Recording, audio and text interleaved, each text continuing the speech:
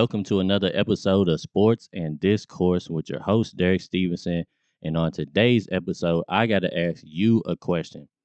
Since Calipari has been at Kentucky, how would you actually rank his career, or how would you judge his success level, his achievements? And the reason why I'm asking you this is because somebody in the comment section of one of my videos told me he is an underachiever. It does not matter who he gets as a recruit in 2023. He is going to underachieve with them boys like he normally does. And initially, when I responded, I kind of just was like, well, technically he's a Hall of Fame basketball coach. So I don't really see how you can equate Hall of Fame to underachiever. In my opinion, it's just kind of hard for you to call somebody an underachiever when they actually were inducted into the Basketball Hall of Fame. But to take a deeper dive into it, I wanted to ask you, what do you think about his career? Do you, in fact, think that he's achieved a adequate level of success since he's been in Kentucky, or have you been disappointed with him? And me personally, this is kind of how I always look at it, right? I look at Kentucky basketball and I say Kentucky basketball is over 100 years old. And as much as everybody goes, Big Blue Nation, we all about championships. When you come to Kentucky, you expected to win a championship and all of that stuff. Realistically, nobody really wins championships that often. And the reason why I'm saying that is because if you look at the top-notch schools, the blue blood, so to speak, UCLA has 11 championships. Kentucky has 8. I think North Carolina has 6. And Duke has 5. Kansas has, 3 or 4? So if you really look at it, nobody's really winning a lot of championships. I mean, if you just look at over the last several decades, you might could point out a couple of schools and say they've won pretty often. But if you look at the totality of college basketball, no schools really won a lot. Now, if you look at Kentucky and you say in 100+ years of basketball, they've only won 8 championships, and Calipari, in fact, is one of those 8 championships. I feel like it's kind of hard to say he hasn't really been successful, right? Because if you look at the short time that he's been here, he has won 1 championship and he's taken the team to the Final Four 4 times, right? So at the end of the day, if he was to leave Kentucky right now, I would say that's a pretty good resume. Like, you couldn't really ask for a coach to come in less than 15 years achieve everything that he's achieved. And the reason why I definitely would say he's had a successful career so far at Kentucky is because let's compare him to Coach K, for instance, right? A lot of people would definitely tell you Coach K set the modern day standard for basketball coaches, right? He has been at Duke for 40+ years and he won 5 championships. But if you really look at it, that's not really a lot of winning either. If it takes the guy that sets the standard, the gold standard of coaching, if it takes him 40 years to get 5 championships, then you basically saying he's winning 1 championship every decade, right? And if you think Calipari is not as good of a coach as Coach K, then you would have to assume he's going to win 1. It's going to take him longer than a decade to win 1. So if we saying Coach K wins a championship every 8 to 10 years, then you have to give Calipari 12 to 15 years for every championship. So realistically, if you going by the numbers, if he coaches 30 years at Kentucky, we'll be lucky if he wins 2 championships. If he does win 2 championships, you would have to sort of kind of look at that as a success, in my opinion. Now, if he coaches 30 years and he never sees the Final Four again. They never even come close to winning another championship. Then at that point, if he coaches 30 years and he ends up with one championship and four Final Fours, and he's lost every year since, 2012, then I could say you could look at him and say that he's probably an underachiever. But I feel like right now, you kind of have to give him a little bit of a pass, right?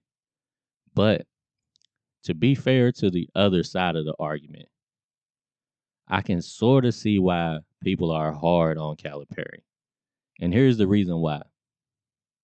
When you see how many people leave Kentucky and get drafted to the NBA, when you just look at the list of players that have been in Kentucky and moved on to the NBA, it is kind of like it's a little bit overwhelming when you think about all the players that have played at this school and only one team has been able to produce a championship since he's been the head coach, right? And even some of these guys have even reached all-star level in the NBA, even to in Anthony Davis's case, superstar level in the NBA, right?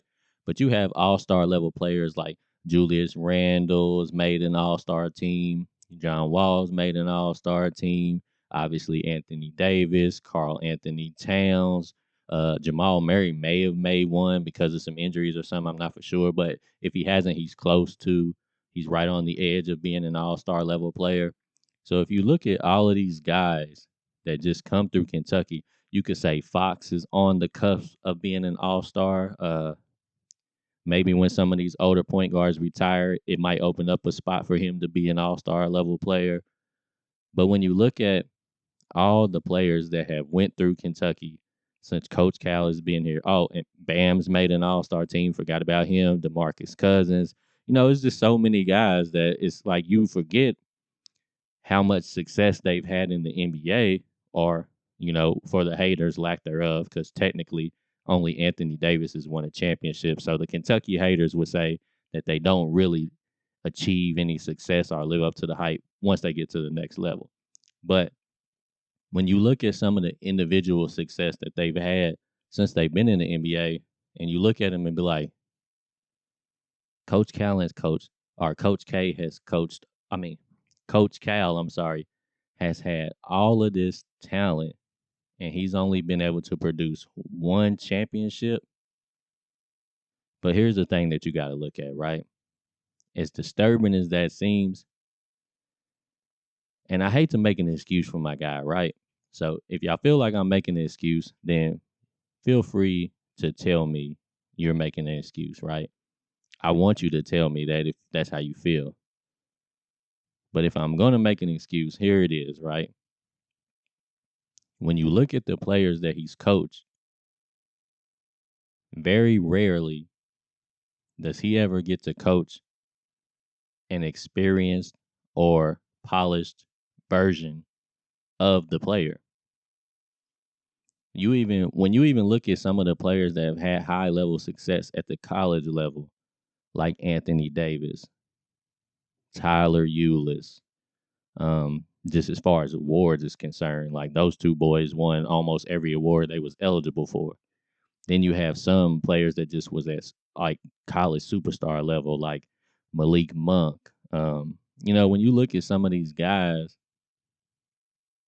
you have to realize Coach Calipari had the most raw, the most unpolished version of these kids. Were some of them dominant in college? Yeah.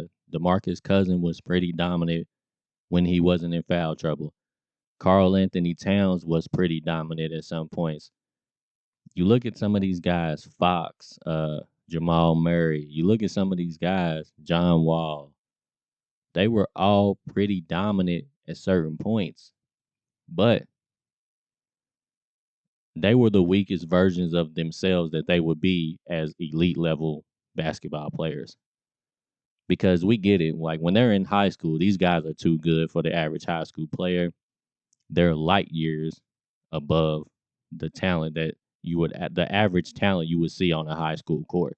Like I said, I played a little bit of high school basketball, right? And when I say a little bit, I mean I sat on the bench for most of the time, but I was capable of making a high school team. I was good enough to make a high school team, right? So when you're talking about a person on my level that my once I reached my full potential, even after I graduated high school, I was still probably worse than these guys were as freshmen or sophomores in high school, I'm sure, right? So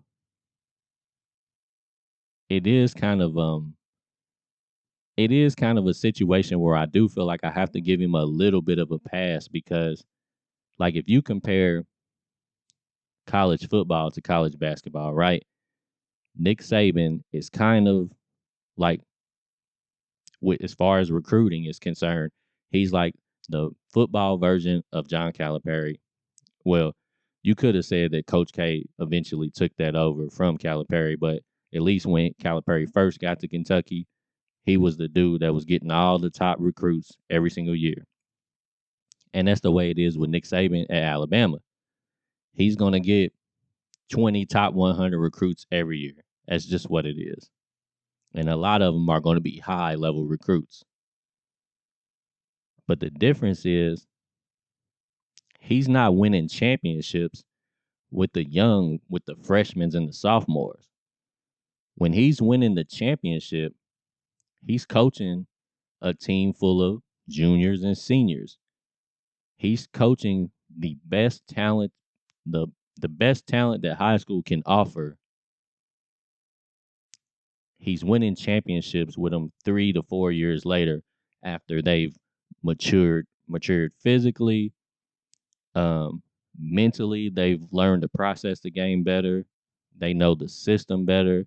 They're more confident and sure of what they're able to do. They know their role. He's coaching pretty much the professional versions of these kids. Most of these kids are going to go to the NFL, and a lot of them are like going to be able to contribute right away. He gets the best college version of these kids to win his championship. He's not winning his championship with the young ones. And that's why I kind of have to give Calipari a little bit of a pass because he never really gets to coach and utilize these kids' top potential. The majority of the time, he's coaching the most raw version because they have to relearn the game. When they're in high school, you're talking about kids that never had a problem doing anything they wanted to do on the court. They were bigger, faster, stronger, more skilled, more athletic. They were all everything better than everybody else. Like I said, they light years better. When they come to Kentucky, they may have potential and show signs of, you know, a lot of improvement, but they're still unpolished. They're still unsure of themselves. They're still really prone to making mistakes. And he only has them for 9 months and he has to try to maximize them for 9 months. Then when they move on 2 or 3 years later in the NBA, you see them start to turn into like special players. But then you have to realize, oh, he was supposed to be a senior at Kentucky. He was supposed to be a junior at Kentucky. You talking about guys like for instance, Tyrese Maxey just came alive. You know, even somebody like PJ Washington that was capable of getting 30 in the NBA every now and again. When you looking at these guys and you see some of these guys making the All-Star team, you looking at them 3 to 4 years after they left Kentucky, meaning they could have potentially been on Kentucky's roster, some of them.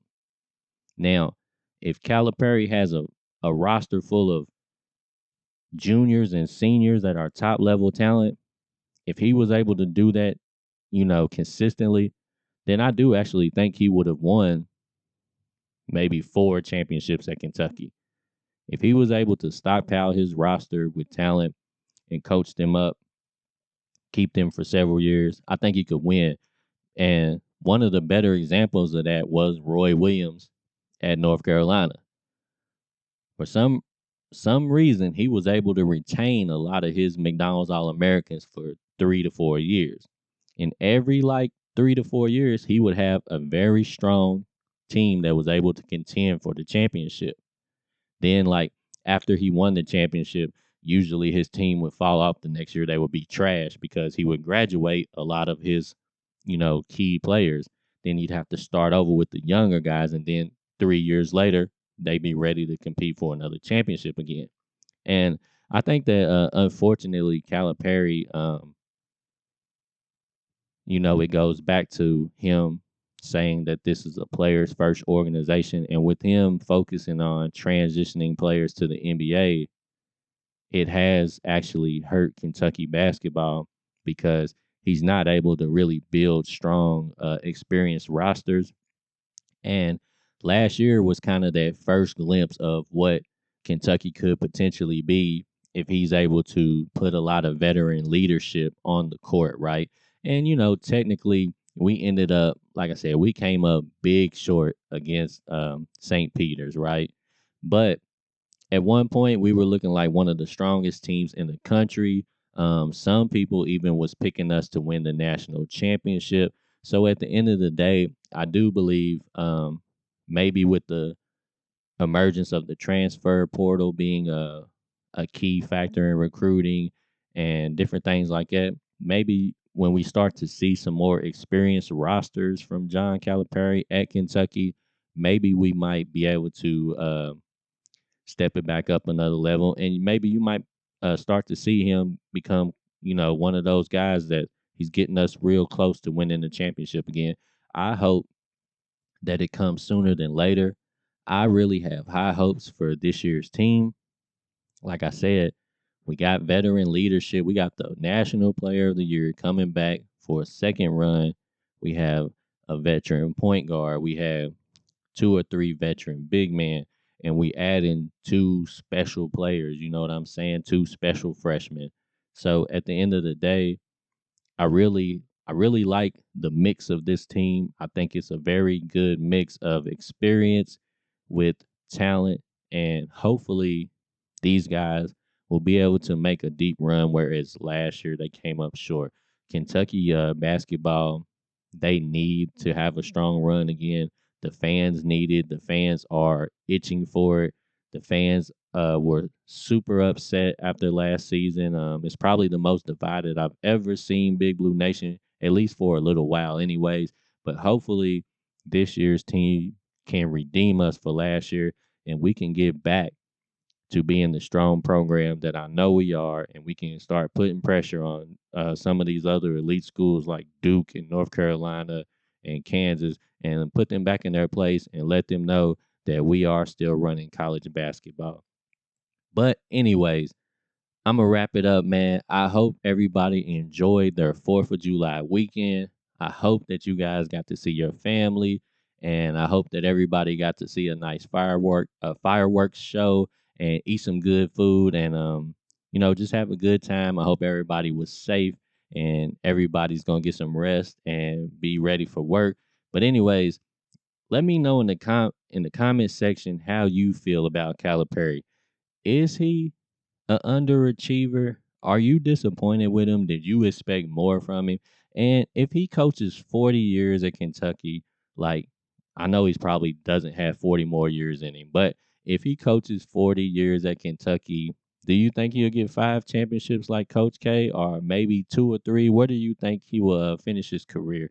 Hopefully, I think he'll finish his career at Kentucky, but if he does, what do you think what is his stats gonna be? Is he gonna be, you know, still stuck on one championship? Is he gonna have 2 or 3? Like, is he gonna be getting up, compiling a whole bunch of Final Fours? You just let me know what you think, and we'll get back at it next time. Sports and Discourse with Derek Stevenson.